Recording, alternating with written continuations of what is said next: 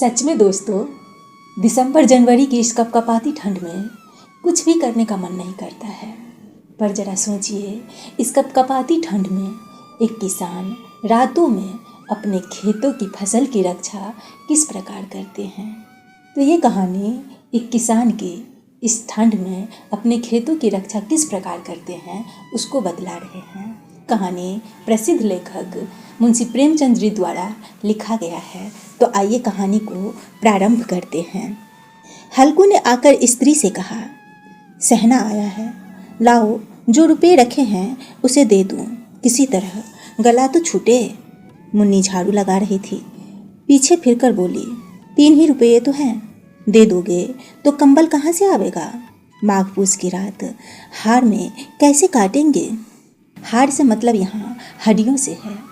कहने का मतलब ये है कि जनवरी फरवरी की जो ठंड है वो हड्डियों को कपकपा देने वाली होती है। उससे कह दो फसल पर दे देंगे, अभी नहीं।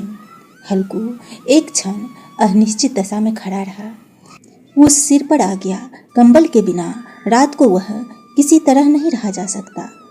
मगर सहना मानेगा नहीं, घुड़कियाँ जमावेगा, गालियाँ देगा। बला से जाड़ में मरेंगे, बला तो सिर से टल जाएगी। यह सोचता हुआ वह अपना भारी भरकम डील लिए हुए जो उसके नाम को झूठा सिद्ध कर रहा था स्त्री के समीप आ गया और खुशामद करके बोला, ला दे दे, गला तो छूटे, कंबल के लिए कोई दूसरा उपाय सोचूंगा। मुन्नी उसके पास से दूर हट गई और आंख तरेड़ती हुई बोली, कर चुके दूसरा उपाय, जरा सुनो तो, कौन सा उपाय करोगे। कोई खैरात में दे देगा कंबल क्या। न जाने कितनी बाकी है जो किसी तरह चुकाते ही नहीं चुकती। मैं कहती हूँ ना, तुम क्यों नहीं छोड़ देते खेती, मर मर कर काम करो, उपज हो तो बाकी दे दो। चलो छुट्टी हुई, बाकी चुकाने के लिए ही तो हमारा जन्म हुआ है। पेट के लिए मजदूरी करो, इसे खेती से बाज आए। मैं रुपये नहीं दूंगी, नहीं दूंगी, नहीं दूंगी। हल्कू उदास होकर बोला, तो क्या गाली खाऊं। मुन्नी ने तड़प कर कहा, गाली क्यों देगा, क्या उसका राज है। मगर यह कहने के साथ ही उसकी तनी हुई भौएं ढीली पड़ गई। हल्कू के उस वाक्य में जो कठोर सत्य था वह मानो एक भीषण जंतु की भांति उसे घुर रहा था। उसने जाकर आले से रुपये निकाले और लाकर हल्कू के हाथ में रख दिए। फिर बोली, तुम छोड़ दो अब किसे खेती, मजदूरी में सुख से एक रोटी तो खाने को मिलेगी, किसी की धौंस तो नहीं रहेगी। अच्छी खेती है, मजदूरी करके लाओ और वह भी इसी में झोंक दो, उस पर भी धौंस। हल्कू ने रुपये लिए और इस तरह बाहर चला मानो अपना हृदय निकाल कर देने जा रहा हो। उसने मजदूरी से एक एक पैसे काट कपट कर 3 रुपये कंबल के लिए जमा किए थे। वह आज निकले जा रहे थे। एक एक पग के साथ उसका मस्तक अपनी दीनता के भार से दबा जा रहा था। उसकी अंधेरी रात आकाश पर तारे भी ठिठुरते हुए मालूम हो रहे थे। हल्कू ने अपने खेत के किनारे ऊख के पत्तों की एक छतरी के नीचे बांस के खटोले पर अपनी पुरानी गद्दे की चादर ओढ़े पड़ा काँप रहा था। खाट के नीचे उसका सगी कुत्ता जबरा पेट में मुंह डाले सर्दी से कूकू कर रहा था। दोनों में से एक को भी नींद नहीं आ रही थी। हल्कू ने घुटनियों को गर्दन में चिपकाते हुए कहा, क्यों जबरा, जाड़ा लग रहा है। कहता तो था घर पे पुआल पर लेटा रह, तो यहाँ क्या लेने आए थे। अब खाओ ठंड, मैं क्या करूँ। जानते थे मैं यहाँ हलवा पूरी खाने आ रहा हूँ, दौड़े दौड़े आगे आगे चले आए। अब रो नानी के नाम को। जबरा ने परे परे दुम हिलाई और अपनी कूकू को दीर्घता बनाते हुए एक बार जमा ही लेकर चुप हो गया। कि स्वान बुद्धि ने शायद तार लिया, स्वामी को मेरी कूकू से नींद नहीं आ रही है। हल्कू ने हाथ निकालकर जबरा की ठंडी पीठ सहलाते हुए कहा, कल से मत आना मेरे साथ, नहीं तो ठंड हो जाओगे। यह रांड पछुआ न जाने कहाँ से बर्फ लिए आ रही है। उठूं फिर एक चिलम भरूं, किसी तरह रात तो कटे। 8 चिलम तो पी चुका हूँ, यह खेती का मजा है। और एक एक भगवान ऐसे पड़े हैं जिनके पास जाड़ा जाए तो गर्मी से घबरा कर भागते हैं। मोटे मोटे गद्दे, लिफाफ कम्बल, मजाल है जाड़े का गुजर हो जाए। तकदीर भी खूब है, मजदूरी हम करें, मज़ा दूसरे लूटे। हल्कू उठा गड्ढे में से जरा सी आग निकालकर चीलम भरी। जबरा भी उठ बैठा।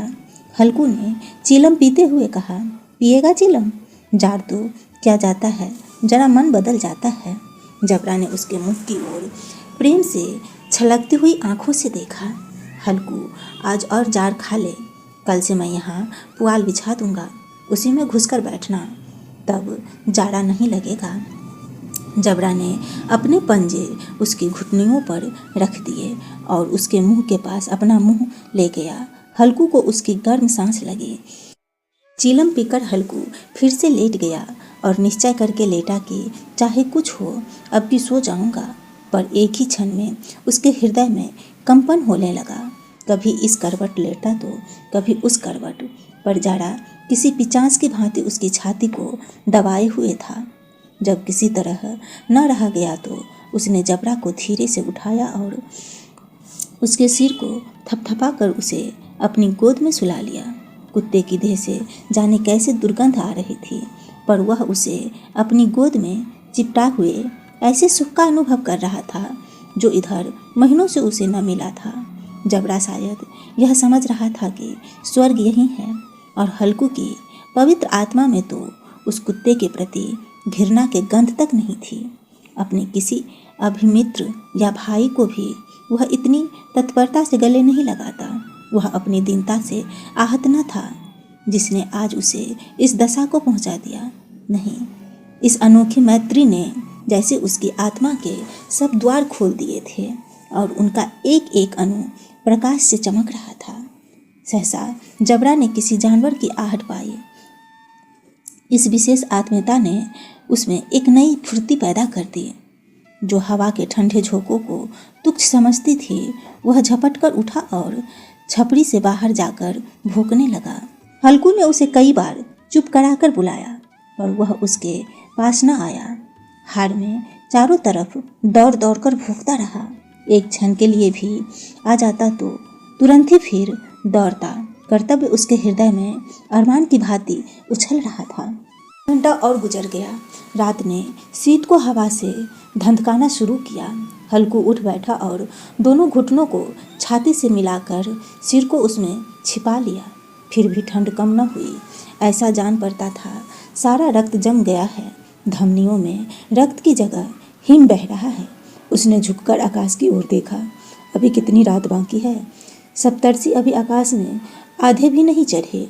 ऊपर आ जाए तब कहीं सवेरा होगा। अभी पहर से ऊपर रात बाकी है। हल्कू के खेत से कोई एक गोलू के टप्पे पर आमों का एक बाग था। पतझड़ शुरू हो गई थी। में पत्तियों का ढेर लगा हुआ था। हल्कू ने सोचा, चलकर पत्तियां बटोर लाऊं। रात को कोई मुझे पत्तियां बटोरते देखेगा तो समझेगा कोई भूत है। कौन जाने कोई जानवर ही छिपा बैठा हो।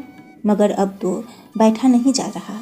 उसने पास के अरहर के खेत में जाकर कई पौधे उखाड़ लिए और उनका एक झाड़ू बनाकर हाथ में सुलगता हुआ उपला लिए बगीचे की तरफ चला। जबरा ने उसे आते देखा तो पास आया और दुम हिलाने लगा। हल्कू ने कहा, अब तो नहीं रहा जाता जबरू, चलो बगीचे में पत्तियां बटोर कर तापे। ठंडे हो जाएंगे तो फिर आकर सो जाएंगे, अभी तो बहुत रात है। जबरा ने कूकू करके सहमति प्रकट की और आगे आगे बगीचे की ओर चल पड़ा। बगीचे में खूब अंधेरा छाया हुआ था और अंधकार में निर्दय पवन पत्तियों को कुचलता हुआ चला जाता था। वृक्षों से ओस की बूंदें टप टप नीचे टपक रही थी। एकाएक एक झोंका मेहंदी के फूलों की खुशबू लिए हुए आया। हल्कू ने कहा, कैसी अच्छी महक आई जबरू, तुम्हारी नाक में भी तो सुगंध आ रही है ना। जबरा को कहीं जमीन पर एक हड्डी पड़ी हुई मिली थी, उसे चिचोड़ रहा था। हल्कू ने आग जमीन पर रख दी और पत्तियां बटोरने लगा। जरा देर में पत्तियों का ढेर लग गया। हाथ ठिठुरे जाते थे, नंगे पांव गले जाते थे। वह पत्तियां का पहाड़ खड़ा कर रहा था। इसी अलाव में वह ठंड को जलाकर भस्म कर देना चाहता था। थोड़ी देर में अलाव जल उठा। उसकी लो ऊपर वाले वृक्ष की पत्तियों को छू छू कर भागने लगी। उस अस्थिर प्रकाश में बगीचे के विशाल वृक्ष ऐसे मालूम होते थे मानो उस अथाह अंधकार को अपने सिर पर संभाले हुए हो। अंधकार के उस अनंत सागर में यह प्रकाश एक नौका के समान हिलता मचलता हुआ जान पड़ता था। हल्कू अलाव के सामने बैठा आग ताप रहा था। एक क्षण में उसने दोहर उतार कर बगल में दबा लिए, दोनों पांव फैला दिए, मानो ठंड को ललकार रहा हो। तेरे जी में जो आए सो कर। ठंड की असीम शक्ति पर विजय पाकर वह विजय गर्व को हृदय में छिपा न सकता था। उसने जबरा से कहा, क्यों जबरू, अब ठंड नहीं लग रही है ना? जबरू ने कूकू करके मानो कहा, अब क्या ठंड लगती ही रहेगी क्या? पहले से यह उपाय नहीं सूझा, नहीं तो इतनी ठंड क्यों खानी पड़ती? जबरू ने पूछ हिलाई। अच्छा आओ इस अलाव को कूद कर पार करें, देखे कौन निकल जाता है। अगर जल गए बच्चा तो मैं दवा नहीं कराऊंगा। जबरू ने उस अग्निराशि की ओर कांतर नेत्रों से देखा। मुन्नी से कल मत कह देना, नहीं तो लड़ाई करेगी। यह कहता हुआ वह उछला और उस अलाव के ऊपर से साफ निकल गया। पैरों में जरा लपट लगी, पर वह कोई बात नहीं थी। जबरा आग के गिर्द घूमकर उसके पास आग खड़ा हुआ। हल्कू ने कहा, चलो चलो, ऐसे सही नहीं, इसके ऊपर से कूद कर आओ। वह फिर कूदा और अलाव के उस पार आ गया। पतिया जल चुकी थी। बगीचे में फिर अंधेरा छा गया था। राख के नीचे कुछ कुछ आग बाकी थी, जो हवा का झोंका आ जाने पर जरा जाग उठती थी, पर एक क्षण में ही फिर आंखें बंद कर लेती थी। हल्कू ने फिर जाकर चादर ओढ़ ली और गर्म राख के पास बैठा हुआ एक गीत गुनगुनाने लगा। उसके बदन में गर्मी आ गई थी, पर जो जो शीत बढ़ रही थी उसे आलस से दबाए लेता था। जबरा जोर जोर से भूख कर खेत की ओर भागा। हल्कू को ऐसा मालूम हुआ कि जानवरों का एक झुंड खेत में आया है। शायद नील गायों का झुंड था। उनके कूदने दौड़ने की आवाज़ें साफ कान में आ रही थी। फिर ऐसा मालूम हुआ कि खेत में चर रही है। उनके चबाने की आवाज़ चढ़ चढ़ सुनाई देने लगी। उसने दिल में कहा, नहीं, जबरा के होते कोई जानवर खेत में नहीं आ सकता, नोच ही डालेगा। मुझे भ्रम हो रहा है। कहाँ, अब तो कुछ नहीं सुनाई देता। मुझे भी कैसा धोखा होता है। उसने जोर से आवाज़ लगाई, जबरा जबरा। जबरा भूखता रहा, उसके पास न आया। फिर खेत के चले जाने की आहट मिली। अब वह अपने को धोखा न दे सका। उसे अपनी जगह से हिलना जहर लग रहा था। कैसा दंदनाया हुआ इस जाड़े पाले में खेत में जाना, जानवरों के पीछे दौड़ना असहज जान पड़ रहा था। वह अपनी जगह से नहीं हिला। उसने जोर से आवाज़ लगाई, हिलो हिलो हिलो। जबरा फिर भूख उठा। जानवर खेत चर रहे थे, फसल तैयार है, कैसी अच्छी खेती थी, पर ये दुष्ट जानवर उसका सर्वनाश किए डालते हैं। हल्कू पक्का इरादा करके उठा और 2-3 कदम चला, पर एकाएक हवा का ऐसा ठंडा चुभने वाला बिच्छू के डंक सा झोंका लगा कि वह फिर बुझते हुए अलाव के पास आ बैठा और राख को कुदेरने लगा, अपनी ठंड देह को गर्म करने लगा। जबरा अपना गला फाड़ डाल रहा था। नील गायें खेतें सफा किए डालती थी और हल्कू गर्म राख के पास शांत बैठा हुआ था। अकारमातिया नरस्यों की भांति उसे चारों तरफ से जकड़ रखा था।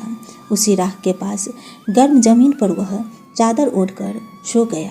सवेरे जब उसकी नींद खुली तब चारों तरफ धूप फैल गई थी और मुन्नी कह रही थी, क्या आज सोते ही रहोगे? तुम यहाँ आकर रम गए और उधर सारा खेत चौपट हो गया। हल्कू ने उठकर कहा, क्या तू खेत से होकर आ रही है? मुन्नी बोली, हाँ, सारे खेत का सत्यानाश हो गया। भला ऐसे भी कोई सोता है? तुम्हारे यहाँ मड़ैया डालने से क्या हुआ? हल्कू ने बहाना किया, मैं मरते मरते बचा, तुझे अपने खेत की पड़ी है। पेट में ऐसा दर्द हुआ कि मैं ही जानता हूँ। दोनों फिर खेत के डाँड़ पर आए। खेत सारा रौंदा हुआ पड़ा था और जबरा मड़ैया के नीचे चित लेटा है, मानो प्राण ही न हो। दोनों खेत की दशा देख रहे थे। मुन्नी के मुख पर उदासी छाई थी, पर हल्कू प्रसन्न था। मुन्नी ने चिंतित होकर कहा, अब मजदूरी करके माल गुजारी भरनी पड़ेगी। हल्कू ने प्रसन्न मुख से कहा, रात को ठंड में यहाँ सोना तो नहीं पड़ेगा।